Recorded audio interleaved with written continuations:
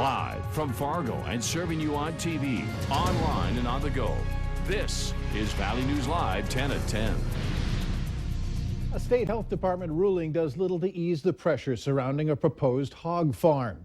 Good evening, everyone. Thanks for joining us tonight. Andrea has the evening off. Today's decision does clear the way for Rolling Green Family Farms to get an operating permit toward building a farm which will house more than 9,000 hogs. The farm is to be built near Buffalo, North Dakota, where residents have put up heavy resistance. That's where Valley News Team's Natalie Parsons just returned. It didn't take long for residents to mobilize once they found out the state health department's decision.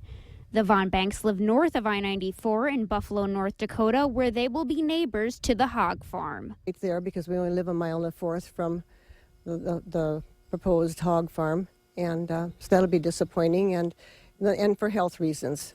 Buffalo townspeople who oppose the hog farm have long argued about the likelihood of odor, health, and environmental concerns. Obviously, we're very disappointed that the Division of Water Quality has issued this permit. We're reviewing all of the materials and assessing our options moving forward. I spoke with a resident in favor of the project who says that it will be a closed facility using newer technology to manage manure and waste, making it more sanitary and giving local hog farmers the opportunity to focus more on their finishing barn. Now, members of the city of Buffalo gathered to speak about their next action tonight in preventing the farm from coming to that area. A pilot was lucky this evening to get out alive after his crop duster crashed near Valley City this afternoon. 45-year-old Brian Welkin of Valley City was flying in the Sanborn area when his plane went down in an open field. The plane clipped a cornfield, flipped onto its top, and crashed in a slough in about 3 or 4 feet of water. Authorities say Welkin used an air pocket trapped in the craft to breathe before escaping from the plane. He was taken to the hospital for what was described as non-life-threatening injuries. The pictures you saw were sent to us by Lance Peterson, who was one of the first on the scene this afternoon. He shared his pictures with us on Facebook, and you can as well. Like our page, and you can follow the latest news, weather, and breaking news updates anytime on our feed. Some people love the new Pokemon Go smartphone game so much that they're willing to pay thousands of dollars to top performers for their accounts. Adrian Allen in Duluth, Minnesota says he recently found someone willing to pay $15,000 for his account. After walking nearly 9 miles a day for a few weeks, going to different locations, collecting various creatures on his phone, Allen says he reached level 30, a top level. So he decided to cash in and offered his Pokemon Go account on eBay and found a buyer for $15 grand, until, he says, eBay stepped in. The next day, I guess, I tried to pull the money from eBay, and that's when I got the notification from them that they were blocking the transaction. Turns out that selling the account is a violation of the rules of the game, but Allen says he's still interested in selling his account and claims other players are selling their accounts as well.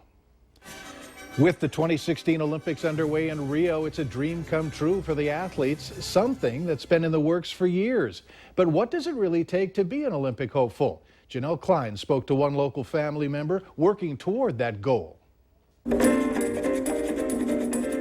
Each time 8-year-old Estelle Schwab performs, her skates are on the ice and her mind is on this. Gracie has been fire on ice. The image of two-time U.S. champion Gracie Gold, a bronze medalist 2 years ago in Sochi. It just gives me passion to skate. So much that even as a third grader, she already has Olympic dreams. I would love to be in there. So each day, Estelle is here, before and after school and all summer long. Her demanding schedule coordinated by her mom, Michonne. It's a full-time job. Make that 2 full-time jobs. Since 14-year-old brother Jaden is also an Olympic hopeful. He too spends up to 10 hours a day, 6 days a week, perfecting his routines. You can't just say, just land it and be done. You actually have to learn technique. Everything is hard. And not just on the ice. Okay, double rotation. Estelle and Jaden also take ballet, lift weights and stretch, and work out at a gym. A nutritionist helps plan their meals. Michonne says all of it teaches hard work and discipline they'll never forget. I don't know if they'll be in the Olympics, but I do know that figure skating is going to take them to where they need to be in life. For now, it's their parents who take them, and Michonne and her husband Aaron drive at least 2 hours a day. This year, both kids will go to school completely online, one way to make more time to train. Their coach says it's that kind of dedication that separates athletes who could be Olympians from those who are. Some of them definitely have had the talent. A lot of it usually comes down to how much they were willing to put in. And how much they're willing to spend. Ice time alone is $12 an hour. Then there's skates, costumes, private coaching, trainers, plus trips to competitions nationwide. But the whole family says the fun of performing and the rewards of the sport make everything worth it. Olympic medal or not. This is where I sit a couple days a week, and I wouldn't want to be anywhere else. If I made it there, it would be just amazing. Still, if I didn't win, it's fine because I still made it to the Olympics. The Schwabs think that they've got a lot of years at the rink still ahead of them, since they also have a 3-year-old son, Kingston, who's already been skating for a year. He's now taking lessons and will have his first competition next summer. Remember, coverage of the Olympic Games will be live streamed at valleynewslive.com. You can also stay up to date on everything Olympics related by downloading the VNL News app. There you'll find stories, athletic bios, and the latest medal count. Just search VNL News in the App Store, download the app, and click on the Olympics tab. Tomorrow is certainly going to be a very big day for thousands of families in Cass and Clay counties. Volunteers and United Way staff busy organizing all the backpacks and other essentials many of you are contributing for the United Way's annual school supply drive. United Way officials say that they're expecting thousands of students from 65 schools. Any child attending school in Cass and Clay counties can get a backpack and supplies. Families need to bring an ID, fill out a registration form, which you can get at the door or at the United Way website.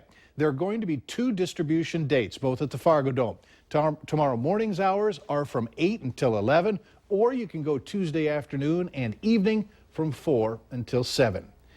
There's a similar event on a smaller scale planned for tomorrow, this one by Children of Hope Child Care.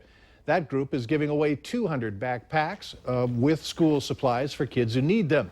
There will also be health checks and haircuts available. The best part, it's free. The event starts tomorrow at 11:30 a.m. at the Children of Hope Child Care. It's located at 3435 North Broadway in Fargo. We're just weeks away now from the start of school for area districts, so how well prepared is your child's bus driver? Today, we talked with Valley Bus, the company handling transportation for Fargo Public Schools. Officials told us that student management is the hardest part of their job, adding they hold training sessions throughout the year. In Moorhead, it's the same situation. The Director of Transportation tells us last year they had drivers focus on nonviolent crisis intervention, including de-escalation skills. But they're also watching for bullies, too. If it's happening on the bus, it's also happening other places, and students need to have some help to overcome that. Moorhead schools start classes September 8th. In Fargo, it's August 25th.